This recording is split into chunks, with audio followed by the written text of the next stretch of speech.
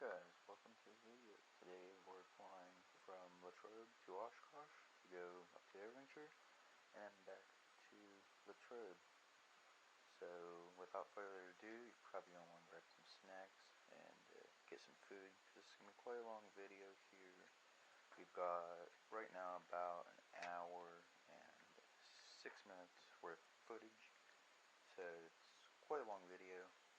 Yeah, grab some snacks, sit back, relax, enjoy. I'm gonna put some music on. Have a good flight.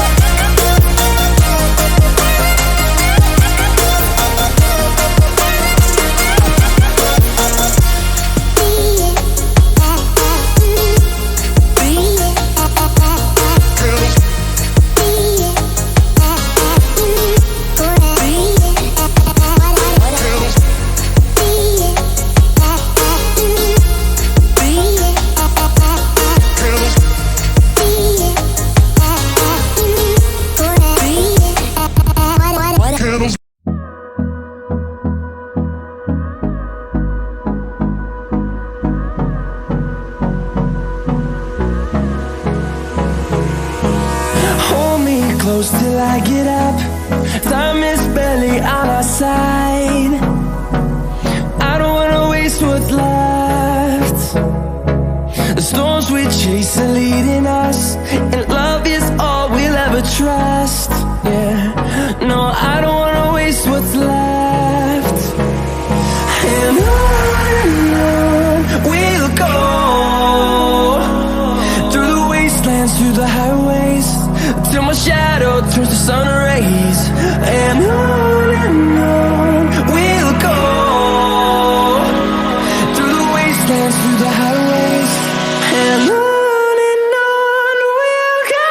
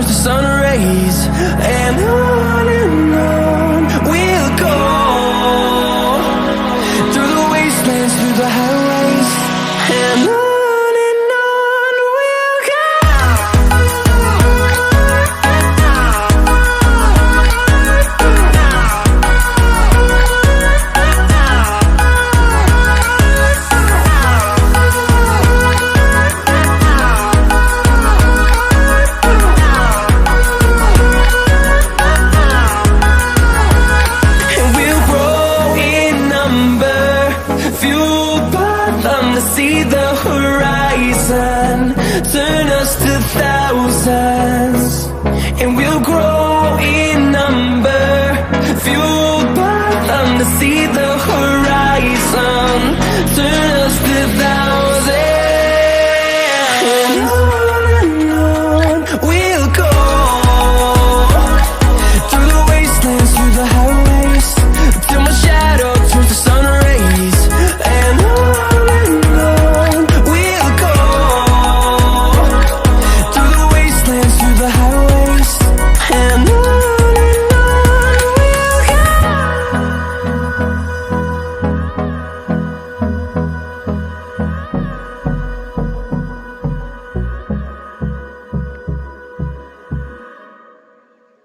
So we can go ahead and watch this landing. We're coming into Kendallville, which is Charlie 62 for anyone who is into aviation or would like to look it up. So we went from Latrobe, which is Lima Bravo Echo, all the way up to Charlie 72.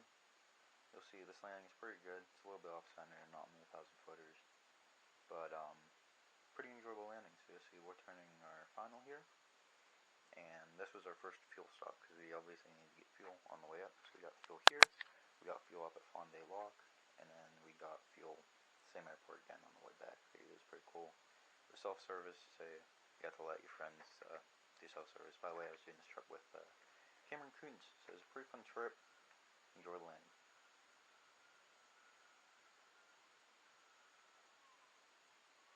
It was a good landing, pretty butter. But you'll see I kind of forgot to get back on center line. So, but there was another concern that I had, which was they were doing glider operations out of the airport. So there were gliders and a Cessna 152 that was sitting in the grass. So I tried to give them enough room because we had to actually follow that glider in. So we kind of made a kind of a weird entry. It was like we crossed over midfield and then kind of turned to the right to follow the glider in. Luckily, the glider kind of came in pretty quick and slipped it down to land with the air brakes out. But so yeah, we stopped here. We got some fuel, got some gas, and it was all good. In case you didn't know, gas is actually pretty cheap out at Kendall. It was only I think $5.80 a gallon. So that's not too bad for gas, especially considering the fact that Latrobe is right now at like $8.50 a gallon. So compared to Latrobe, it's pretty cheap. But you'll see we're taxiing here. We're gonna go ahead and taxi all the way back down to the runway. The best runway for the winds was runway 28. It was runways 28 and 10. So we were using 28 in this case. You'll see us taxi all the way down there. I sped up the footage just a little bit. Taxi takes quite a while. So, yeah.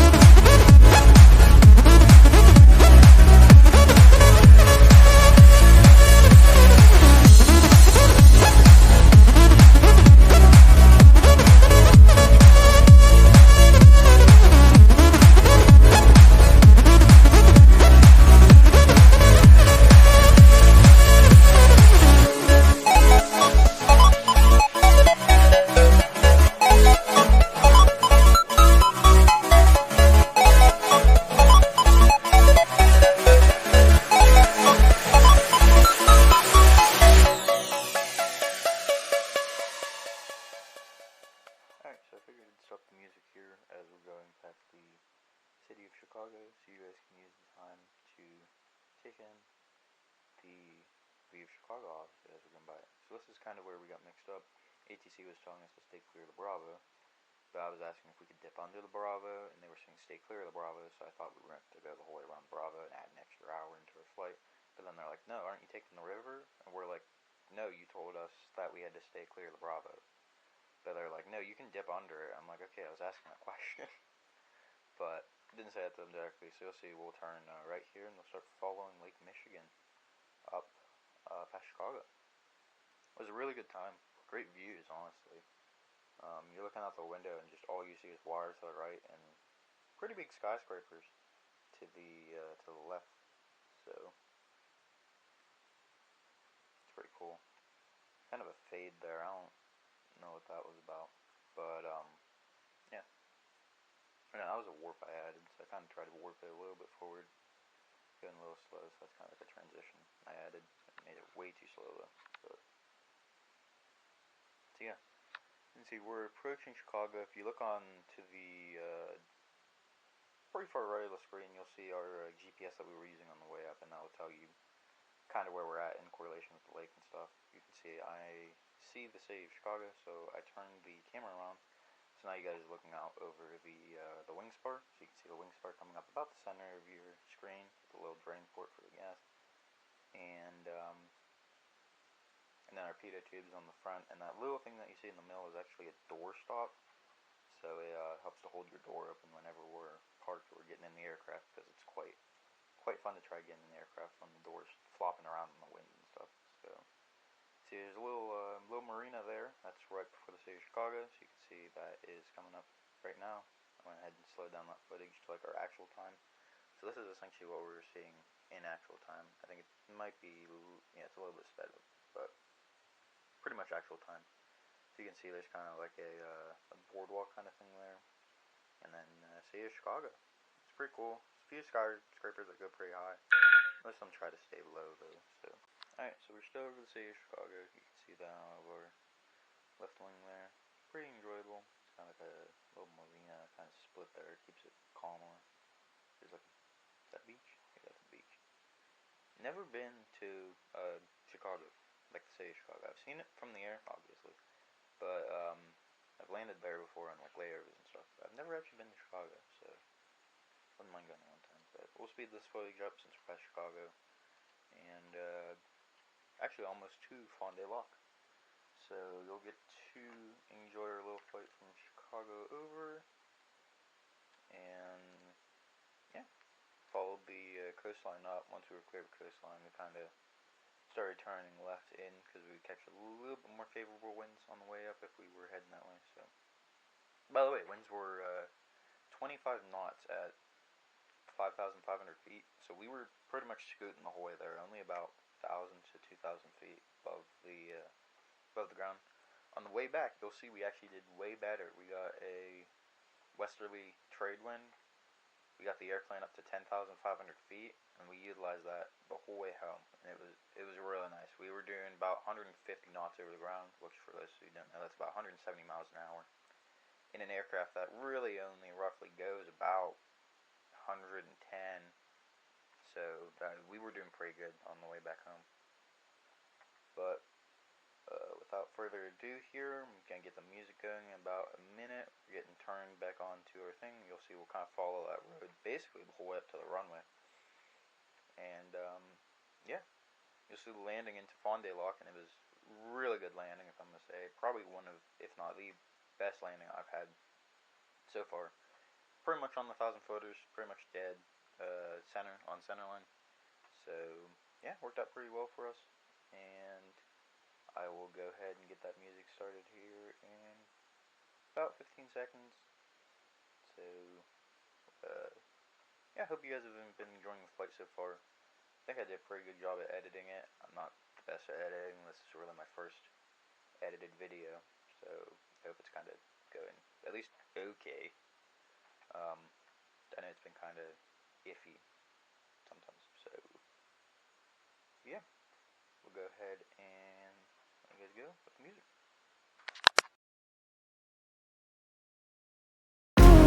What up,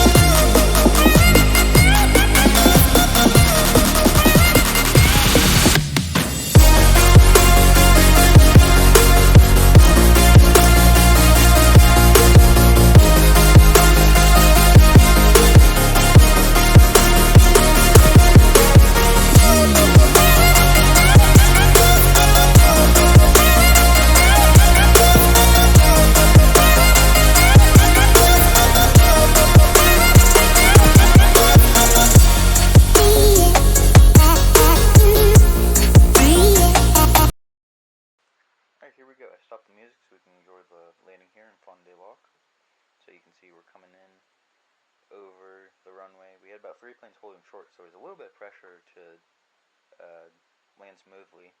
Once we're taxiing back, I'll talk a little bit more about the camping that we did, because we did airplane camping, so we got to camp under the wing of our airplane. It was a really cool experience, 10 out of 10. Would recommend if you're ever doing that, but here's landing.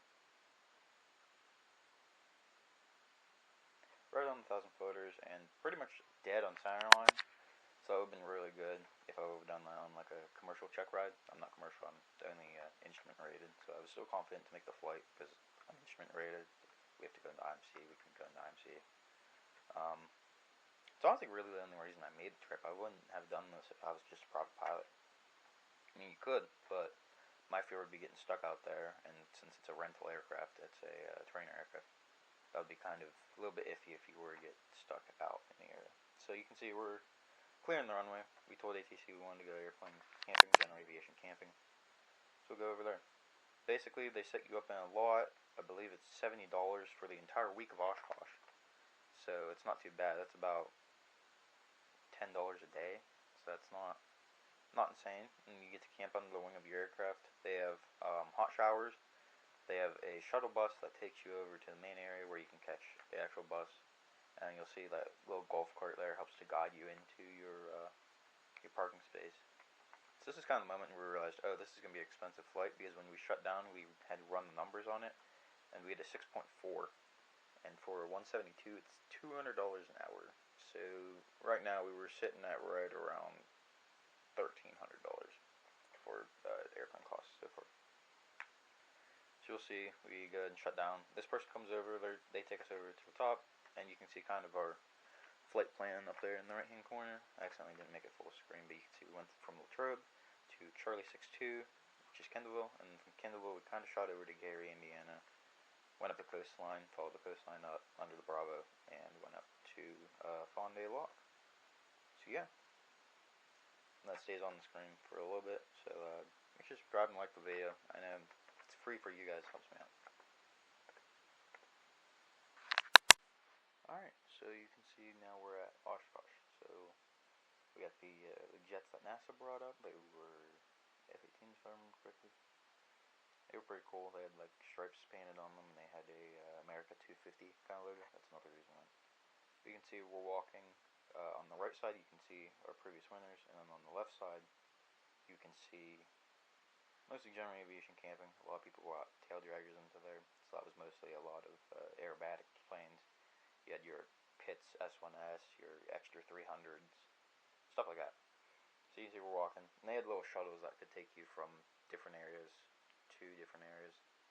The most common planes I saw there were actually Bonanza, like the A36, the G36, the F-33. Oh, good, wait a second, you guys can watch this dude do a death spiral down.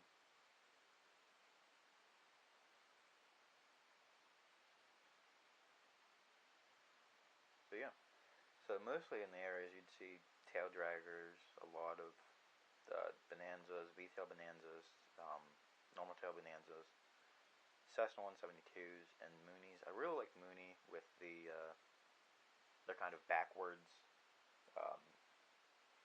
rudder. I think it looks really, really sharp. Plus the Mooney is kind of, it's like the sports car of aviation. You essentially get 1 knot per horsepower in some of their planes. So they have like the 201, which gets you about 200 knots over the ground, which is crazy. That's borderline breaking some speed limits in under Bravo corridors and close to Charlies and Deltas. So you can get them going pretty quick. There's Cameron, you can see him in the right there a little bit. But yeah, we're still walking. They had a lot of, they had a few DC-3s, some C-46s, which are also really cool to do. Those are those really big, huge tail draggers that you're seeing. And then, just again, crazy aerobatics. I mean, you're watching them all day, and you're wondering how they're even surviving some of them. Some of them are doing, like, negative G pushovers into, like, spins with uncoordinated rudder slip. So it's really, really shocking, really cool.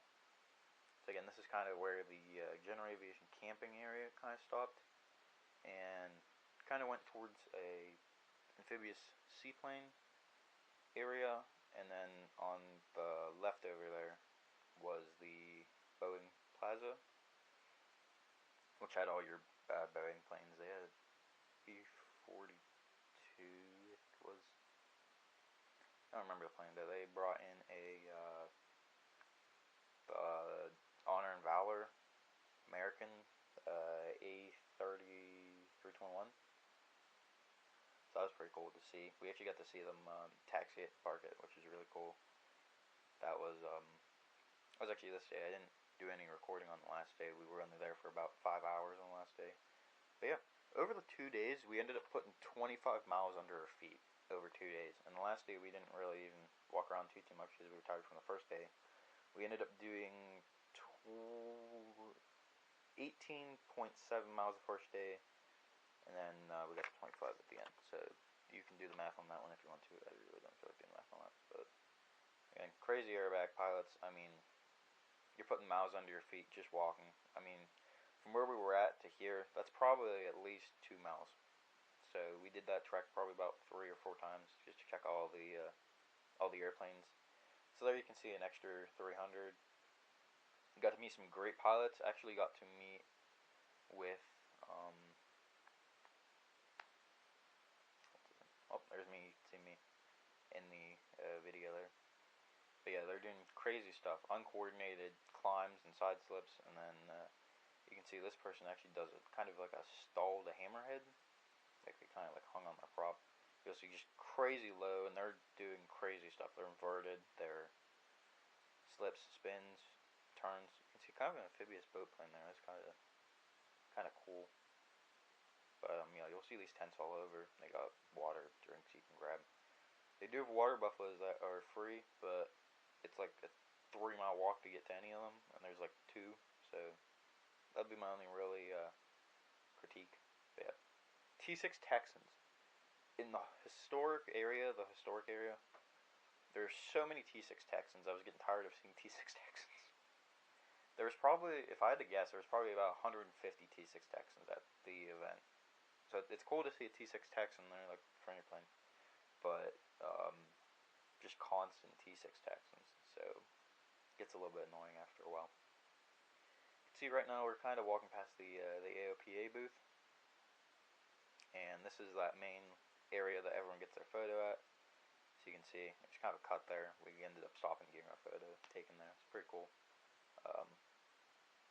If you're a part of my Instagram, you'll see that. That's my current profile pic, so pretty good. But yeah, you can see we're now kind of into the amphibious area, and I believe these are also custom built aircraft, or kit built aircraft. So you'll see some that are kind of like, oh, that shouldn't be there, but that one right there, I believe that's a kit box aircraft. So some of these are kit built aircraft. Looks like there are some that aren't kit built, but I believe this was also, it was amphibious, kit built, and I think it was also historic. So we're like aircraft built before 1976 or something like that. It's considered historic. So if we were a broader plane, we could have parked it there. But yeah, pretty cool. Overall, great time. Probably one of, if not the best flight I've ever made. So you can see we're kind of walking there. Really need to work on my camera. I wasn't holding them up. It's their shadow. But yeah. So we're entering the historic area right now. So you'll get to see that in a little bit more detail. Just overall, tons of planes. You can see a bunch of T6 Texans, C-46s. You can see it's literally just T6 Texan. It's Texan after Texan after Texan, so kind of crazy. But then you can see some of these bigger aircraft in the background. I'm not sure 100% of the details. If I had Cameron here, I'd have him do this voiceover right now because he knows military plane better than general aviation. I'm kind of your general aviation guy, so yeah, I won't know much about this. Apparently this is the B-25D, so that's kind of cool. Those are the ones that flew to Japan. And you can also see in the background, I'm not sure if I show it, but you can see there's folded up the Corsairs. And then there's also jets way back in the back. I'm not sure if you can see them way back there, but there's that pink jet that was flying around.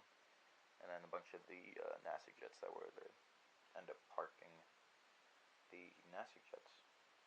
So we're kind of walking around here in the historic area.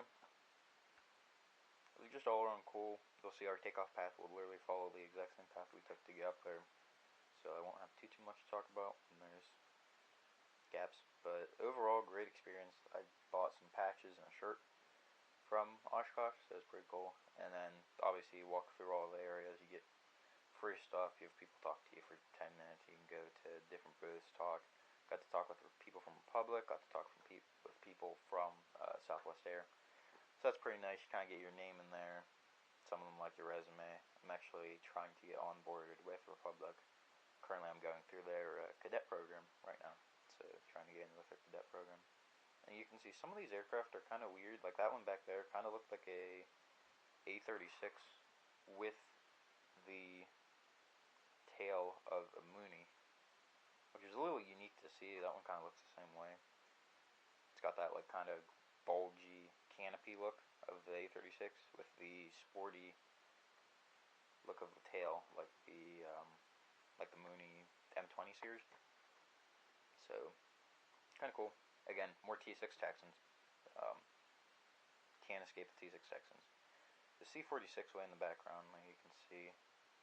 We ended up seeing a Lockheed Electra, which was really cool. I mean, that's a huge aircraft. I mean, 4 props. They use them for cargo hauling. I know they use them a lot up in the Arctic Circle up there with Buffalo Airways.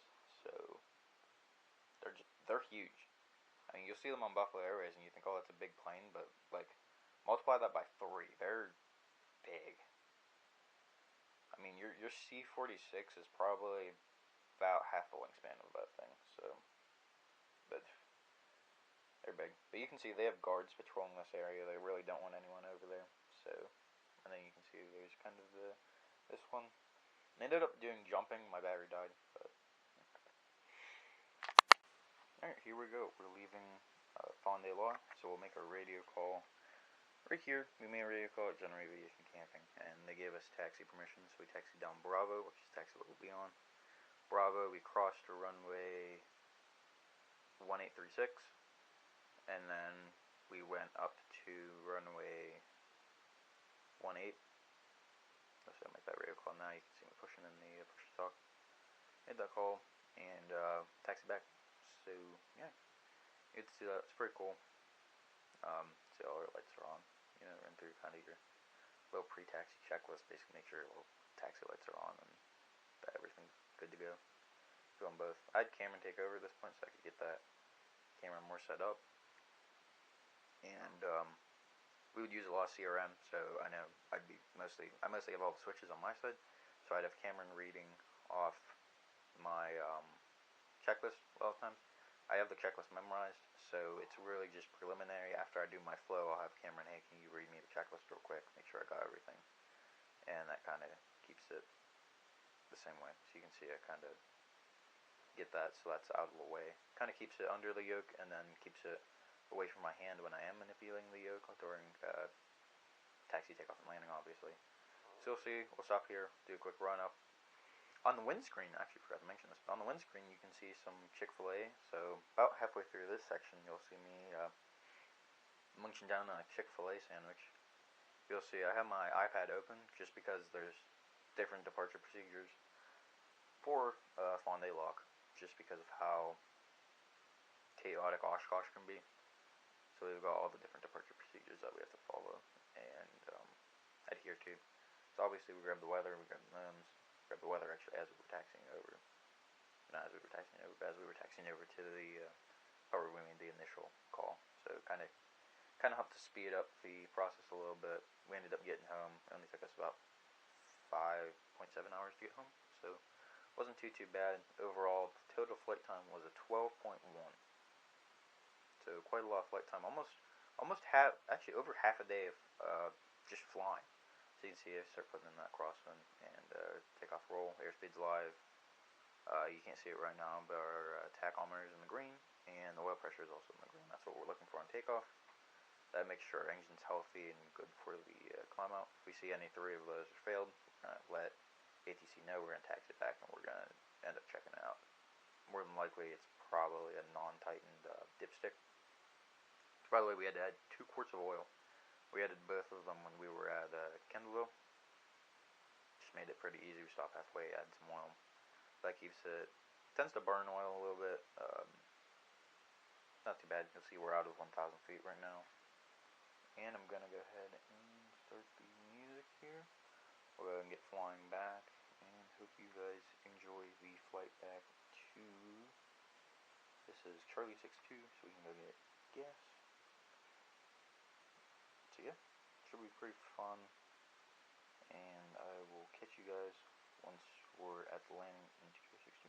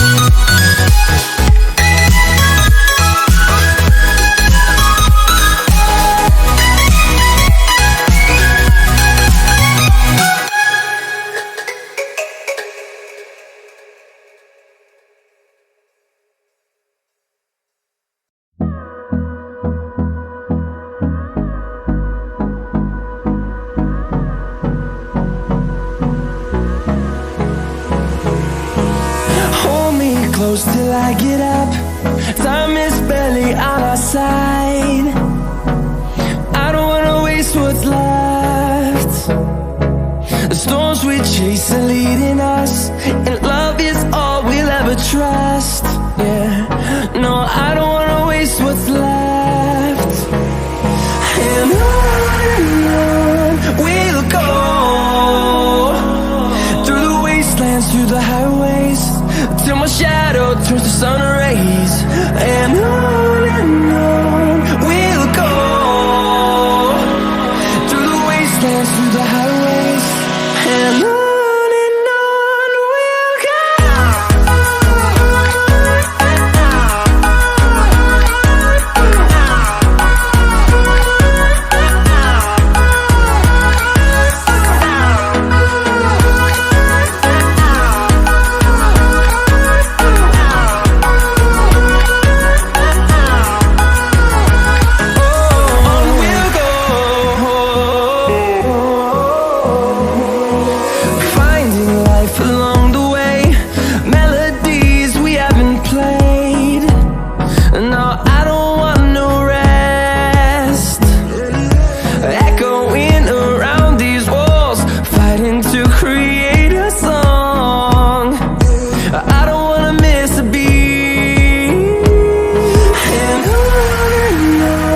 we'll go. Through the highways, till my shadow turns to sun rays. And on we'll go, through the wastelands, through the highways, and on we'll go.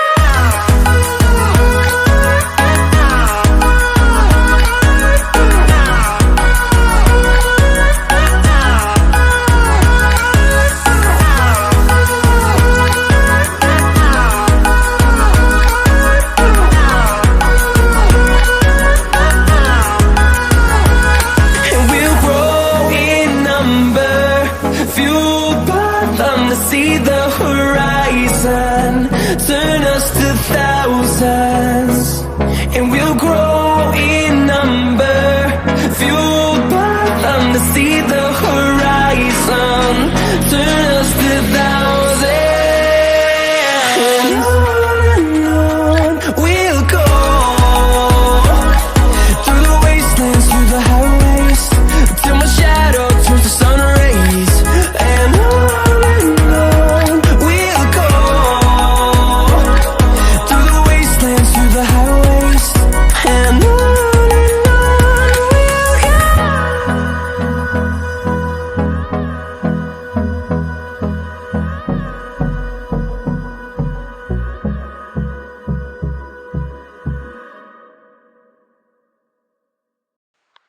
Alright, well here we go. We're landing in Fond Du Loc.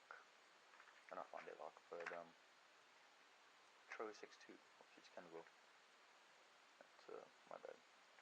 So we're coming in on landing, and we have a plane that's following us on literally a mile final.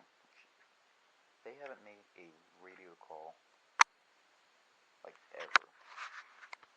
So they made radio call like 10 miles out, and that's when we realized, because we were making radio calls 15 miles out, 10 miles out, 5 miles out. So we ended up making a 7-mile radio call when he got on. We figured out he got on 10 miles out. So we made a 7-mile radio call. They had us in sight, so they were following us.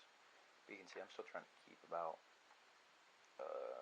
70 to 80 knots over the ground, which is about 90 miles an hour, 85, 90 miles an hour. You'll see me reach down for flaps. We'll go flaps 10. I end up doing flaps 20 for most of my landings. I find that flaps 30 just makes you sing too much and you have to flare just a ton more. So I end up liking flaps 20. Gives you a better descent profile too. Especially when you start instrument, it'll be flaps 10 for configured, then flaps 20, and then it's just easier just to land in flaps 20 instead of trying to go flaps 20, waiting for that, and then going flaps 30 and landing while the flaps are moving. So, yeah, most of my landings are done with flaps 20 anymore. You'll see we're coming in decently stable, not too bad. It's pretty good. You'll see here, we're coming in, we're gonna land airport's laid out is there's 2 taxiways within like the first 500 feet. But if you miss the 3rd taxiway, you have to taxi the whole way down to the end of the runway. So it's not exactly fun. The airport elevation was literally 1,008 feet. So you'll see our altimeter basically reads 1,000. If you can look at it very, very closely, you can see it's over about 1 tick. So we tried to make that taxiway. I realized I wasn't making it, going too fast. So I sped the float trip, but we taxied the whole way down. At one point, we were basically at rotation speed because we were trying to get out of the way of this plane. If you look right now, you can see him. We're right about flaring. So it's kind of good that we gave her a little bit of the beans to get out of the way of the airport. It's an untowered airport and things. So we'll park, go and get some gas real quick, and yeah, I grabbed the twist at the end. I got spot, so go that. So we're getting all ready to go, and we're like, okay, well, nothing's gonna change because we were there for 2 minutes, so not like the weather's gonna change. We knew what time it was and how long the METAR was valid for, about an hour. So like the weather hasn't changed. We flicked it down too, and it still said the same weather, so we're like, okay, same weather. Yeah, you'll see we get everything ready to go. Gotta apply some power to start moving. We apply a lot of power because I figured I'm on one of those bumps, and I'm like, you know what? We're not moving. Undershore shocks is still out. So I go power idle. And I went into P, and I figured, oh, Cameron, can you pull the chocks out from under the wheels real quick? And he goes, yeah, sure. Yeah, the chocks are still under the wheel, so we stopped it. And Cameron hopped out real quick, removed the chocks, and we got back underway. So you'll see there'll be a cut right about now. Here we go. These are takeoff. Remove the chocks, obviously. So I mean, even experienced pilots can forget to move the chocks occasionally. I do it more often than I'd like to admit, because you leave the chocks in there, get ready, and everything's ready to go. And you're like, oh, I'll just remove the chocks before I go, and then you forget to remove the chocks when you're using the bathroom or whatever. So yeah, we're gonna take off roll starting here. And we're off the ground. We ended up taking off from the final taxiway. Because I'm like, oh, we only need like 1,000 feet of runway. We got 5,000 feet of runway plates. So that, yeah, and I'm not really using the full runway length, which it's fine. As we're taking off, right now we're getting ready with our airport, just direct Latrobe. So we hand her and get out of there. We make our clearance call about 10 miles, and then we switch over to approach. We have our flight following time, and they essentially just hand us off the whole way back to Latrobe. So we're talking to them the entire time, which really helps, especially because we were going higher up to take advantage of the winds.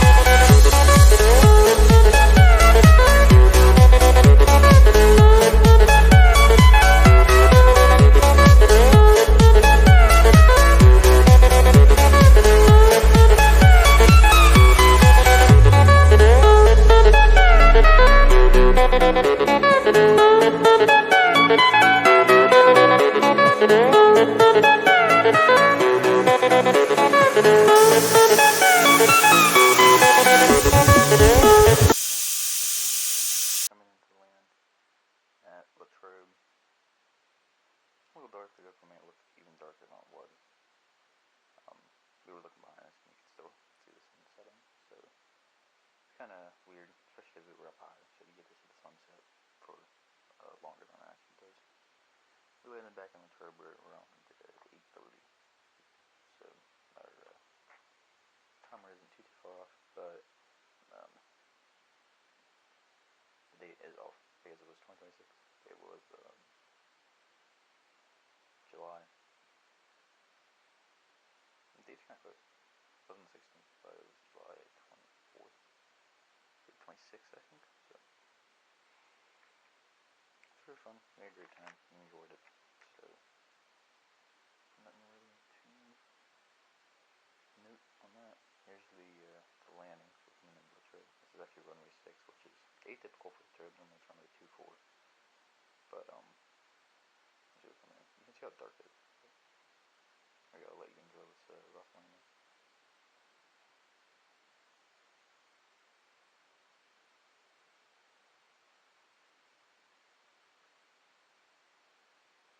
So I rounded out way too high on that landing.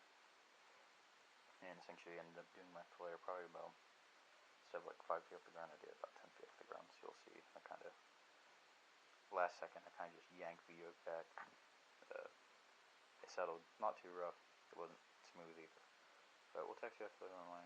We went ahead and put our landing lights on. We